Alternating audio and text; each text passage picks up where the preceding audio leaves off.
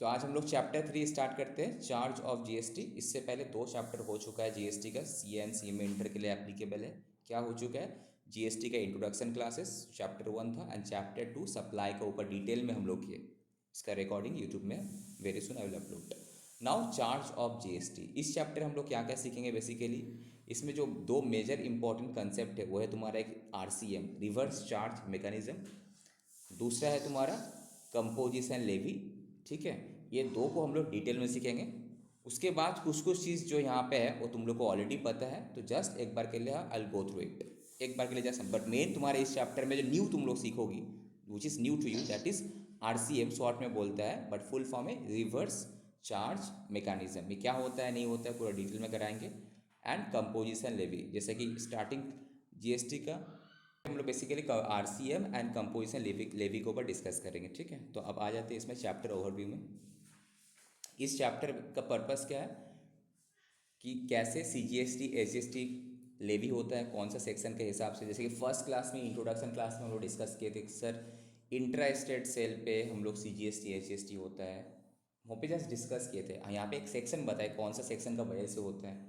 Inter state sale पे आरजीएसटी होता है। ठीक है, यहाँ पे अब उसका डिटेल में यहाँ पे करेंगे। तो जस्ट इंट्रोडक्शन क्लास में सब कंसेप्ट को जस्ट एक जगह ला दिया था। ठीक है, अब यहाँ पे क्या उसका डिटेल में है। ओके, तो फर्स्ट देखो यहाँ पे क्वेश्चन आता है कि सर ये जो सीबी हम लोग जीएसटी कौन कलेक्ट करता है हम लोग से। आई मीन जीएसटी जो कलेक्ट होता है अल्टीमेटली हम लोग किसको पेमेंट करते हैं, मिनिस्ट्री ऑफ फाइनेंस। बट उसका अंडर में कौन है, एक है तुम्हारा सीबीडीटी जो कि ना डायरेक्ट टैक्स को देखता है, एक है तुम्हारा सीबीआईसी। सीबीडीटी क्या है, central board of direct taxation. वो तुम्हारा किसका अंडर में फॉल करता है, ministry, ultimately ministry of finance के अंडर में फॉल करता है। बट इनकम टैक्स का मॉनिटरिंग सब कुछ वही करता है। ठीक है, एंड सिमिलरली जीएसटी का मॉनिटरिंग सब कुछ कौन करता है, CBIC, central board of indirect tax and customs. दोनों का अलग अलग वेबसाइट है। सीबीडीटी का अलग वेबसाइट है, हम जो इनकम टैक्स रिटर्न लगाते हैं उसका अलग वेबसाइट है, एंड सीबीआईसी का अलग वेबसाइट है। एंड जीएसटी का रिटर्न लगाने के लिए जीएसटी का भी वेबसाइट अलग है। ठीक है, तो एनीवे, तो यहाँ पे बोल रहा है कि power central government, ultimately central government यहाँ पे टैक्स कलेक्ट करे तुमसे, ये पावर कहाँ दिया गया है। तो यहाँ पे जस्ट बोल रहा है कि ये पावर है भाई, कॉन्स्टिट्यूशंस ऑफ इंडिया जो है वहाँ पे पावर दिया गया, पावर टू लेवी टैक्स, कि यस तुम टैक्स लगा सकते हो। अब जीएसटी आने के लिए हम लोग क्या क्या कॉन्स्टिट्यूशन का अमेंडमेंट किए थे, कौन सा याद आ रहा है तुमको, फर्स्ट क्लास में डिस्कस किए थे 101 एक कॉन्स्टिट्यूशनल अमेंडमेंट, हम लोग एक बिल पास हुआ था वहाँ पे। Because of that, by virtue of that, अब क्या हुआ, पावर मिल गया कि पहले तो एक्साइज था, वैट था। जीएसटी से पहले क्या था, स्टेट गवर्नमेंट वैट चार्ज कर रहा था। अगर तुम विद इन स्टेट कोई माल बेचोगे, गुड सेल करोगे तो वैट एप्लीकेबल था। ठीक है, उसके बाद और क्या, तुम्हारा एक्साइज ड्यूटी था। ठीक है, वैट था, एक्साइज ड्यूटी प्रोडक्शन के ऊपर था, सर्विस टैक्स के ऊपर सर्विस के ऊपर सर्विस टैक्सेस वगैरह था, सीएसटी था, अगर तुम स्टेट का बाहर माल बेचो तो सीएसटी था। इतना सारा टैक्स कलेक्ट हो रहा था, इसके लिए तो एक पावर दिया गया था कॉन्स्टिट्यूशंस में। तो अब जीएसटी का तो वर्ड कहीं पे था ही नहीं ना, तो जीएसटी लाया गया तो फिर अमेंडमेंट किया गया इस कॉन्स्टिट्यूशंस को। ठीक है,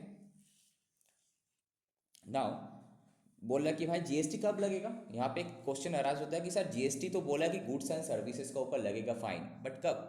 the taxable event under GST is a supply, supply होगा तभी लगेगा। अब सप्लाई डिटेल में हम लोग किए कि वर्ड सप्लाई में कौन कौन सा चीज़ फॉल करेगा नहीं करेगा। Supply of goods and services, supply means supply के लिए 3 कंडीशन इंपॉर्टेंट था, क्या क्या, एक तो भाई विथ कंसिडरेशन होना जरूरी था, राइट। दूसरा बिजनेस पर्पस में, हम अगर पर्सनली मेरा कुछ सामान है हम तुमको बेचे, हम पर्सनली तुमको वो सर्विसेज दिए, उसमें सप्लाई का डेफिनेशन नहीं भी फॉलो कर सकते हैं, बिकॉज वहाँ पे कंसिडरेशन था नहीं, अब बिजनेस पर्पज भी इन्वॉल्व नहीं था।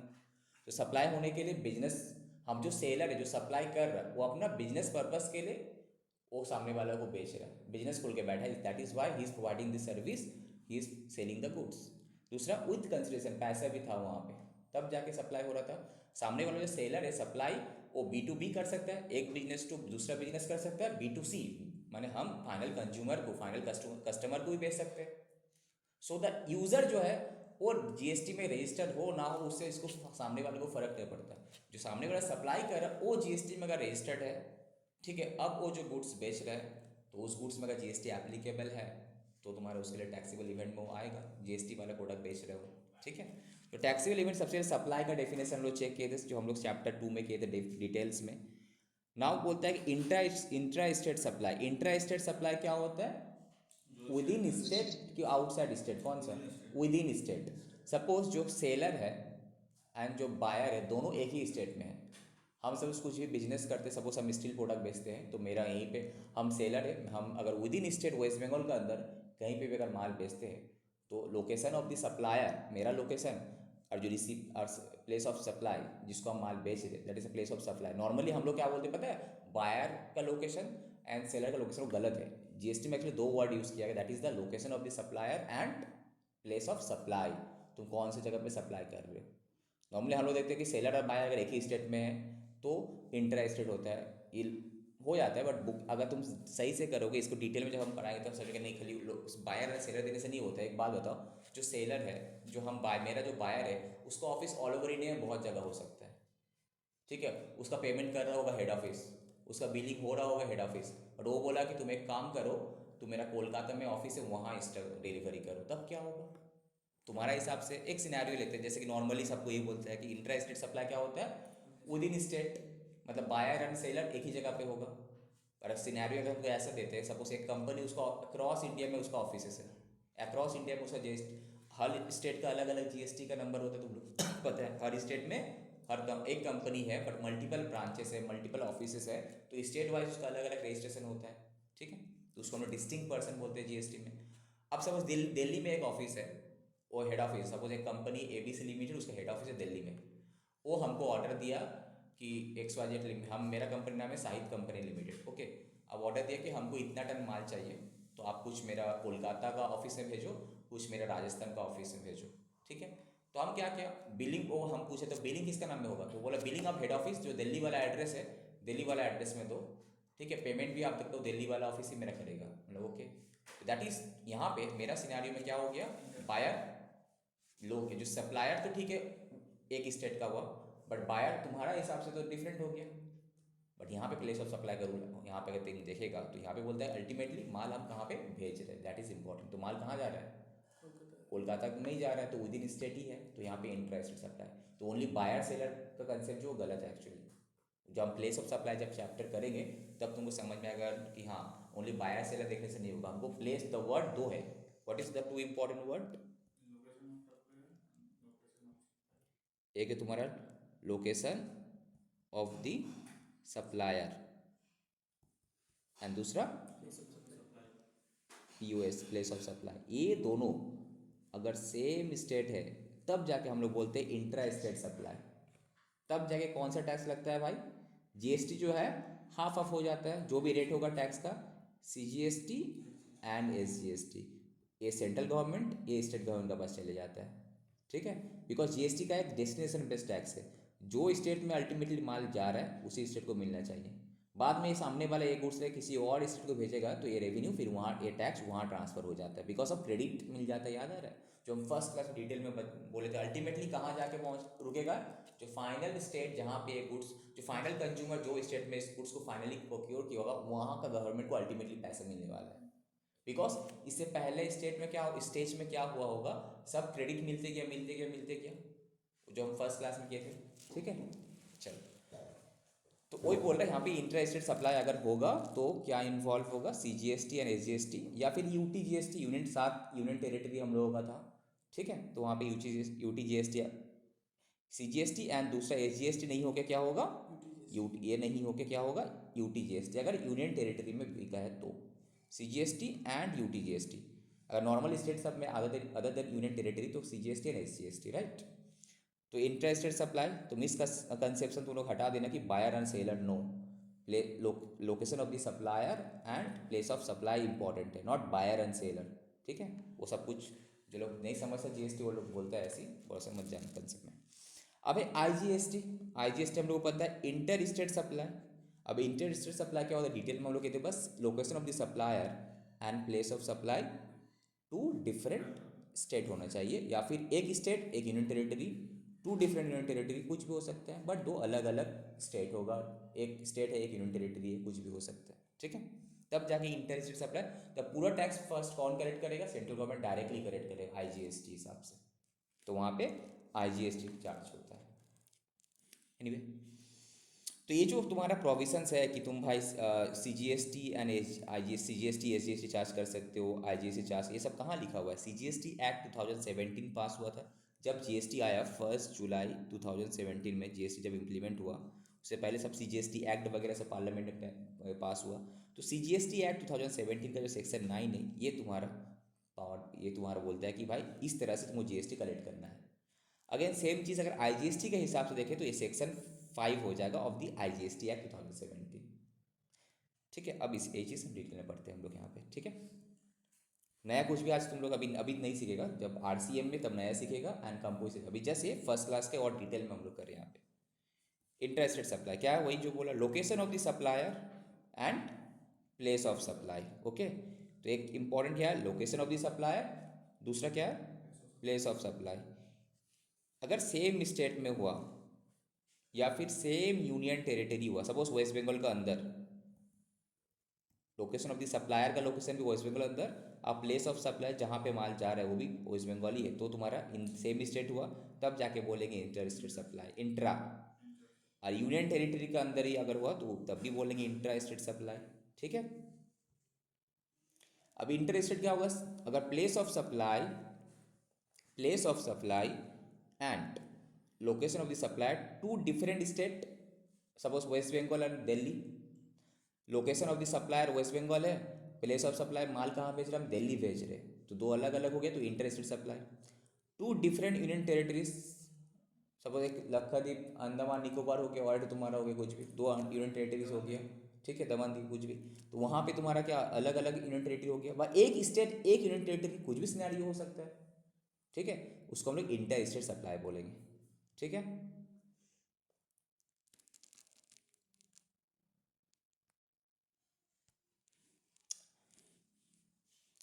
अब ये सब तो हम लोग बाद में करेंगे, एकदम सप्लाई गुड्स वगैरह ये सब इंपॉर्टेंट नहीं है। बिजनेस का डेफिनेशन ऑलरेडी हम लोग कर चुके हैं, कंसिडरेशन हो चुका है।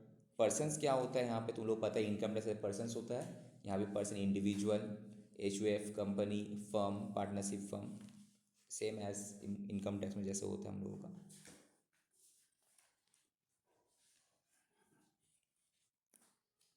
सबका ज़रूरत नहीं है अभी। अब यहाँ आ जाते हैं, जो सब हम स्किप कर रहे हैं उसको पढ़ने का ज़रूरत नहीं है। ठीक है, एक बार के लिए जस्ट देख लेना, what you can do, can just cut it.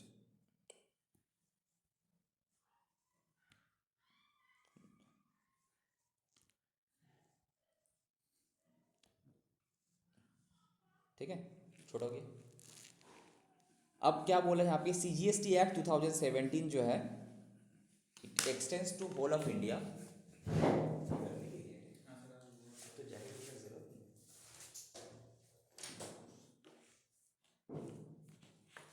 Whole of India. पहले क्या था, जब स्टार्टिंग में GST आया था, जम्मू कश्मीर वगैरह को थोड़ा एग्जेम्प्ट नहीं था, तो बाद में फिर क्या किया, 2-3 महीने के अंदर ही पूरा होल इंडिया में पूरा इसको एप्लीकेबल कर दिया गया है। तो CGST एक्ट 2017 जो है, it is extend to whole of India, मतलब पूरा इंडिया में एप्लीकेबल है। ठीक है, अब तो इसका मतलब सर हमको इंडिया का डेफिनेशन समझने पड़ेगा। ठीक है, तो इंडिया का डेफिनेशन क्या है? सिंपल सी चीज़ है कि territory of India as refer in articles constitution में, इंडिया का जो टेरिटरी हो, तो मैप दिख रहा है, इसका अंदर जो हो तो इंडिया है ही। प्रॉब्लम क्या होता है कि इंडिया का बाहर का जो है तुम्हारा वाटर बॉडी दिख रहा है, पोर्ट का बाहर, यहीं पे कन्फ्यूजन होता है। नाउ इट्स टेरिटोरियल वाटर्स, ये भी तो उसका अगल बगल में कुछ नॉटिकल्स माइंस है, अभी हम बताएंगे, ये भी तो इंडिया है। Now its territorial waters, sea bed, समुद्र का नीचे जो तुम्हारा बेड है, जमीन है, सी बेड, सब soil underlying such waters, continental self, जैसे कि तुमको दिखेगा कि जितना भी तुम्हारा ऑयल एंड नेचुरल गैस का जो ऑयल एक्सट्रैक्शन वगैरह होता है, कहाँ होता है? समुद्र के नीचे, वहाँ पे सब करते हैं, तो वो सब तो इंडिया का एक पैरा इसका टेरिटोरियल वाटर का अंदर ही करता है। ठीक है, एक्सक्लूसिव इकोनॉमिक जोन्स भी वहाँ पे हैं कुछ कुछ, and any other maritime zone as referred in territorial waters continent self act वगैरह में। बेसिकली इंडिया का डेफिनेशन में ये जो तुमको इंडियन मैप दिख रहा हो तो है ही, उसको छोड़ के टेरिटोरियल वाटर भी है। अब टेरिटोरियल वाटर का एक देखो यहाँ पे बताएंगे, अभी हम डिस्कस करें कितना नॉटिकल माइंस वगैरह भी हम बता रहे हैं। ठीक है, तो टेरिटोरियल वाटर है, सी बेड मतलब समुद्र के नीचे का जो बेड स्पेस है, ठीक है। सब सॉइल अंडरलाइंग सच वाटर्स के नीचे जो जमीन है। Continental self exclusive economic zone. Economic zone क्या होता है? एक्सक्लूसिव, ये तुम्हारा डिफाइन कुछ कुछ एरिया में तुम्हारा डिफाइन किया हुआ ये इस इकोनॉमिक जोन इंडिया का, ठीक है। नाउ एयर स्पेस, इंडिया का ऊपर, इंडिया खाली ज़मीन नहीं, इंडिया के ऊपर का जो आसमान वो भी इंडिया ही है, ठीक है। अब इस उसका टेरिटरी के ऊपर तो है ही, प्लस मेरा टेरिटोरियल वाटर्स के ऊपर भी अगर कुछ है, कुछ भी जा रहा है वो मेरे इंडिया ही है। सपोज एक फ़्लाइट में हम माल भेजा, ठीक है। अब तुम बोलेगा रास्ते से नहीं गया, फ़्लाइट से गया, यहाँ से दुबई गया, तो गया तो इंडिया से आसमान के ऊपर से। अब हमको देखना है कि फ़्लाइट इंडिया में रेस हुआ, अब जा कहाँ रहा है, इंडिया का बाहर जा रहा है तो एक्सपोर्ट हो जाएगा। तो एक्सपोर्ट मतलब कुछ तो टेरिटोरियल वाटर क्रॉस करने पड़ेगा। अब बाहर से आ रहा है तभी इंपोर्ट हो जाएगा। तो इसलिए इंडिया का डेफिनेशन जानना ज़रूरी है। इंपोर्ट एक्सपोर्ट का समझने के लिए इंडिया का डेफिनेशन जानना ज़रूरी है। यहाँ से समझ में आएगा। तुमको ये मैप दिख रहा है, तुमको बहुत अच्छे से समझे। देखो ये तुम्हारा बेस लाइन है, ये जो इंडिया का जो बॉर्डर तुमको मैप दिख रहा होगा, ठीक है। यही तुम्हारा बेस लाइन है। उसके बाहर सब समुंदर समुंदर समुंदर वाटर बॉडी दिख रहा होगा, ठीक है। नाउ अब वहाँ पे हम लोग बोले थे टेरिटोरियल वाटर कितना है, 12 nautical miles, NM, nautical miles में वहाँ पे काउंट होता है, मापा जाता है। इंडिया का जो बेस लाइन है, ये तुम्हारा इंडियन मैप जहाँ पे बेस लाइन है, ठीक है, जहाँ पे तुम्हारा, जहाँ से स्टार्ट होता है वाटर बॉडी, एक्चुअली जो पोर्ट वगैरह जहाँ पे रहता है, उस बेस लाइन से स्टार्ट कर 12 नॉटिकल माइल्स तक को हम लोग बोलते हैं टेरिटोरियल वाटर, ठीक है। उसका नीचे का ज़मीन वगैरह तो है, उसके ऊपर का आसमान भी है।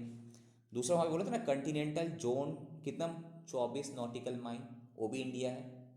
पहले बोला था ना एक्सक्लूसिव इकोनॉमिक जोन कितना, बेस लाइन से 200 नॉटिकल माइल्स तक, ये सब मेरा क्या है, इंडिया का अंत है। उसके बाद जो तुम्हारा हाई सी स्टार्ट हो गया, इसके बाद मेरे इंडिया नहीं, अब हाई सी, इसके बाद गया तो एक्सपोर्ट में आ जाएगा, ठीक है। इसका अब कोई आ रहा है यहाँ घुस गया तो इंडिया में इंपोर्ट हो जाएगा। तो देखना जितना भी समुंदर एरिया है, जितने भी पोर्ट वगैरह, वहाँ पे हमेशा तुम्हारा सिक्योरिटी रहता है ना, कि देखता है कि मेरा टेरिटोरी में तो नहीं घुस गया, हमेशा रहता है तुम्हारा, ठीक है। जितना भी तुम्हारा देखेगा, जितना भी पोर्ट वगैरह में सब जगह में। तो अल्टीमेटली हमको बिना बेस लाइन से 12 नॉटिकल माइल्स तक है टेरिटोरियल वाटर। उसके बाद बीच में जो तुम्हारा अब 12 से 24 का बीच का जो गैप है कंटिनेंटल जोन, यहाँ से लेके तुम्हारा ये क्या, एक्सक्लूसिव इकोनॉमिक जोन है इंडिया का, ठीक है। इसका नीचे का तो है ही स्पेस, ऊपर का भी इंडिया का इसमें आता है। उसके बाद वाला एरिया जो है हाई सी, बोलते हैं ना हाई सी ट्रांजेक्शन्स हुआ है, मतलब क्या, समुंदर में है, हाई सी ट्रांजेक्शन मतलब मेरे टेरिटोरी का बाहर ट्रांजेक्शन्स हुआ है, ठीक है। तुम लोग समझ में आया थोड़ा बहुत?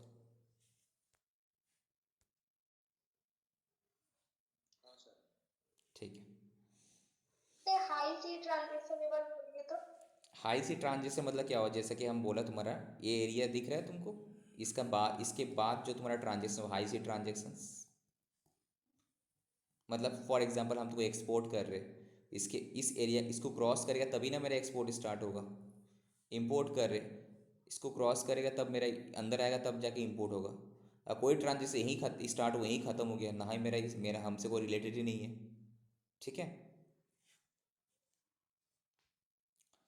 नेक्स्ट आ जाते हैं हम लोग यूनियन टेरिटरी कितना सारा है, Andaman Nicobar, Lakshadweep, Dadra Nagar Haveli, Ladakh, Chandigarh and other territory. ये याद रखना बिकॉज जीएसटी में बार बार तुमसे आएगा यूनियन टेरिटरी, बिकॉज अलग यूनियन टेरिटरी का बेनिफिट कुछ ज़्यादा दिया है। सपोज रजिस्ट्रेशन के लिए यूनियन टेरिटरी होगा तो तुम्हारा जैसे कि 10 लाख हम लोग देख रहे थे वहाँ पे, ठीक है। तो इसलिए यूनियन टेरिटरी जो तुम्हारा ज़्यादा नहीं, 5 6 7 तो है, याद रखना। अंडमान निकोबार, ठीक है, लक्षद्वीप, दादरा नगर हवेली, दमन एंड दीव एक ही काउंट होगा, ठीक है। लद्दाख, चंडीगढ़, ठीक है। इसको एक बार याद कर लेना। अब जो है सेक्शन 9 जो बोल रहा था तुम्हारा, जो हम थोड़ी देर पहले हम लोग यहाँ पे डिस्कस की, वही चीज़ यहाँ पे एज पर इन CGST एक्ट में लिखा हुआ, ये पढ़ने का ज़रूरत नहीं है, ठीक है। टाइम मिले तो कहीं पढ़ लेना, ठीक है, but it's not require, already हम समझा चुके हैं, गट इट।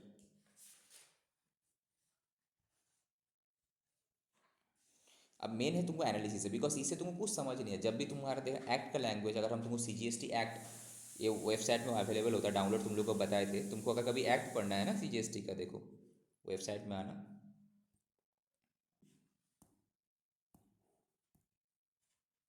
आ गया। अब तुमको सपोज तुमको एक्ट वगैरह जानना है, इसको ओपन करो।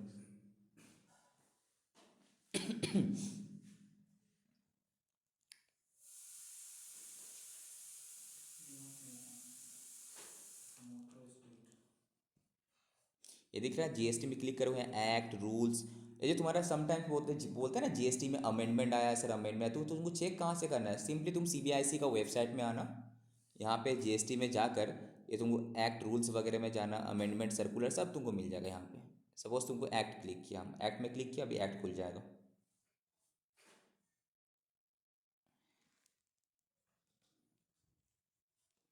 जीएसटी कस्टम, तो ये जीएसटी का है तुम्हारा, ये दिख रहा है सर्कुलर लेटेस्ट 13 जैन को एक सर्कुलर निकला है, क्या चीज़ के ऊपर निकला है, क्लिक करना है, डाउनलोड करना है, ऐसे सब तुमको मिल जाएगा यहाँ पे।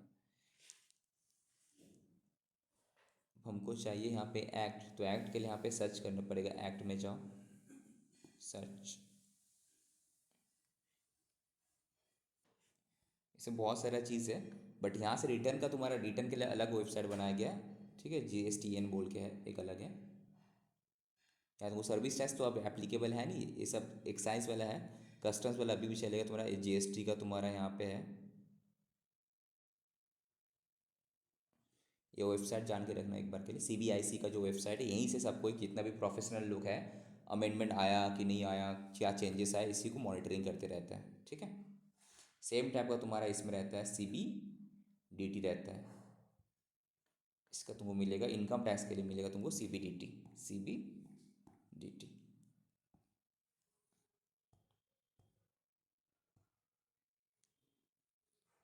ठीक है, यहाँ से लॉगिन करके हम रिटर्न वगैरह फाइल वगैरह सब कुछ कर सकते हैं, यहाँ पे तुम्हारा इनकम टैक्स सब नोटिफिकेशन अपडेट सर्कुलर सब कुछ यहीं पे आ जाता है तुम्हारा, ठीक है।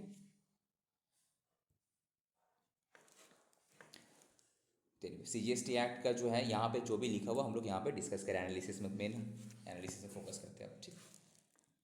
ये तो पता ही हम लोग को, CGST तुम्हारा लगता है किस पे, ऑल इंटरेस्टेड सप्लाईज पे, नया कुछ भी नहीं है। The tax collected is such a manner as may be prescribed and shall be paid by the taxable person, right. कैसे कलेक्ट करना है ऑलरेडी लिखा हुआ है। However, interested supply of alcoholic liquor for human consumption is outside the purview of CGST। याद है first chapter जब हम इंट्रोडक्शन किए थे वहाँ पे बता दिया था कि कौन कौन सा प्रोडक्ट अभी GST में, GST का परव्यू में नहीं, out of the scope of GST है। उसमें से एक तुम्हारा alcoholic liquor for human consumption, इसमें अभी भी क्या लगता है बोलो, वैट, और प्रोडक्शन पे अभी भी एक्साइज ड्यूटी लगते हैं, ठीक है। नाउ बोल, अब तो ये तो समझ, अब value of for levy, value कैसे होगा, वो जो हम लोग सेक्शन 15 अभी करेंगे, time and value of supply chapter में, वहाँ डिस्कस करेंगे हम लोग, ठीक है। रेट GST का क्या होगा, तो GST का रेट किस में क्या होता है, उसके लिए अलग से तुम्हारा एक नोटिफिकेशन है, एक बुकलेट ही है, एक बुकलेट अभी हम वहाँ पे मिला नहीं, वहाँ पे सर्च करके हम डाउनलोड करके दिखा देंगे लास्ट क्लास में। सपोज अभी देख लेते ना, यहीं पे CBIC का साइट खोलो, बैक करो, CBIC खोलो, CBIC GST, ये रहा GST रेट दिख रहा है, रेडी टेक ओनर, ये गुड्स रेट का बुकलेट भी यहाँ पे है।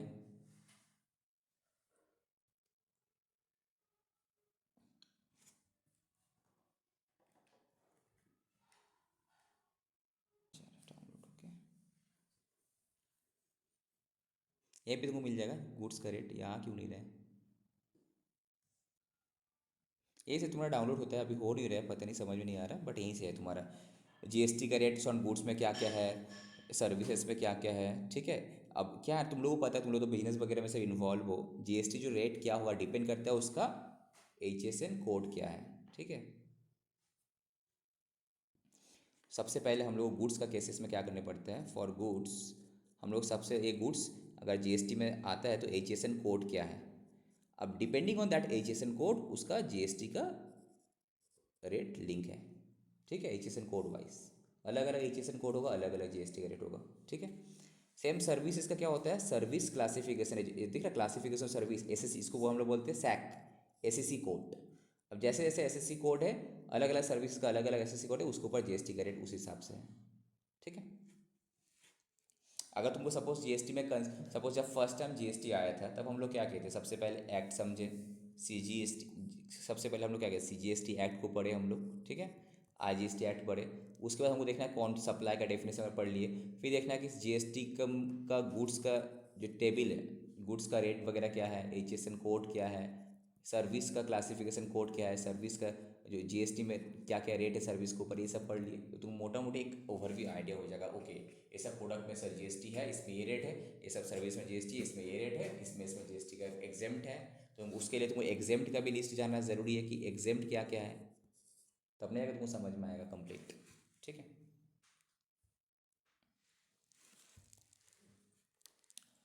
यहाँ पे आ जाते हैं। हाउएवर तुम्हारे ये सब प्रोडक्ट में अभी तुम्हारा GST में नहीं, क्या क्या पेट्रोलियम, ये सब तो हो गया, alcoholic liquor for human consumption, petroleum crude oil, high speed diesel, motor spirit जिसको हम पेट्रोल बोलते हैं, natural gases and aviation turbine fuel, ये अभी भी तुम्हारा क्या है GST का इसमें नहीं है। अभी भी जो पुराना चल रहा था वैट और उदिन स्टेट है, बाहर पीछे तो CST और प्लस एक्साइज ड्यूटी वगैरह जिसमें जो लगने का, वो अभी भी इसमें एप्लीकेबल है, ठीक है। वैट स्टेट गवर्नमेंट कलेक्ट करता है, और आउटसाइड स्टेट बेचता होगा तो सेंट्रल गवर्नमेंट कलेक्ट करता है, और एक्साइज ड्यूटी तो तुम्हारा सेंट्रल गवर्नमेंट ही कलेक्ट करता है। यही चल रहा है अभी इसमें, ठीक है।